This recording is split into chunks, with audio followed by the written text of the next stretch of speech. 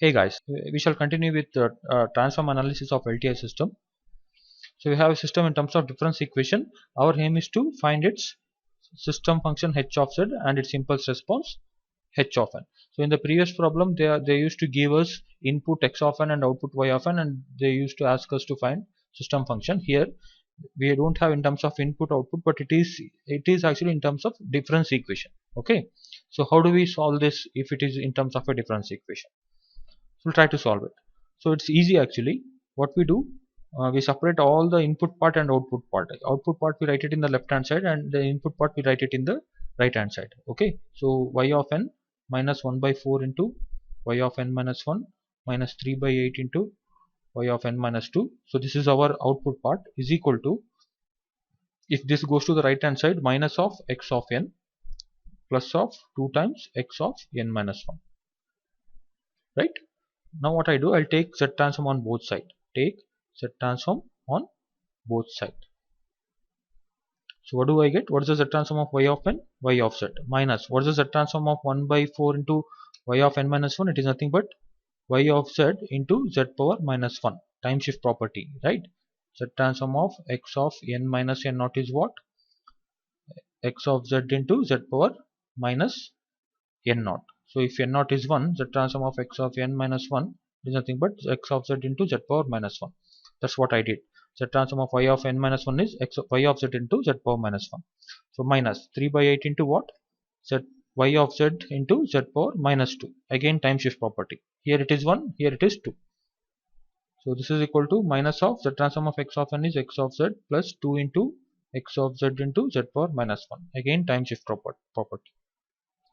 So now what I do, I'll take y of z common. Y of z 1 minus 1 by 4 z power minus 1 minus 3 by 8 z power minus 2.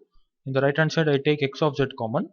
So if I take x of z common, what do I end up? Minus 1 plus 2 into z power minus 1. Right? Okay. Now I'll bring this in the form of y of z by x of z. I have y of z here. X of z I'll take to the left hand side, and this I'll take it to the right hand side. So y of z by x of z, right? And what is y of z by x of z? This is nothing but our system function h of z is equal to, it is minus 1 plus 2 z power minus 1 divided by 1 minus 1 by 4 z power minus 1 minus 3 by 8 z power minus 2. Since these are in negative power, I need to convert it to positive power. So what I have to multiply? Z square, y square, because highest degree in the negative side is minus 2, right? So what is the next step? So next step is to bring it in the form of h of z by z form, right? So we have h of z.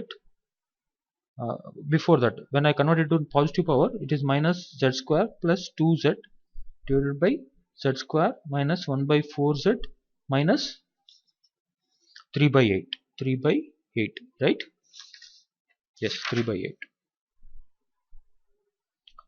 So now I'll bring it in the form of h of z by z, which is equal to minus z plus 2 divided by, I factorize it, I get pole at z is equal to 3 by 4, and one more pole at z is equal to minus 1 by 2.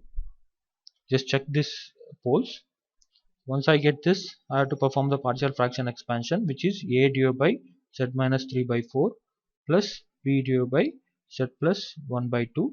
So where a, you know the formula, right? We get 1, and b, I'm not solving this with formula, I'll try to write the values, b is minus 2. So therefore what do we get?